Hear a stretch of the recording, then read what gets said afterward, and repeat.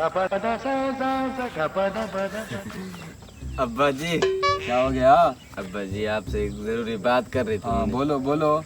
अब्बा जी वो मुझे ना मैथ नहीं आती है, अच्छा क्यों नहीं आती? इसलिए मैंने हल नहीं की थी, इसलिए उस्ताद ने आज टेस्ट लेना था। हाँ तो मुझे नहीं आती, मैं आज स्कूल नहीं जाना चाहता, आज मैं तो छुट्टी करना चाहता हूँ। यार नहीं कर सकते तुम? अब्बा जी क्या करूँ, सारा दिन मसरूफ रहता हूँ। हाँ ये तो है। अच्छा तुमने कौन सा कश्मीर आजाद कर लेना है, जाओ मौज करो, कोई बात नहीं, जाओ जाओ, जाओ। हाँ जाओ जाओ, क्या याद करो।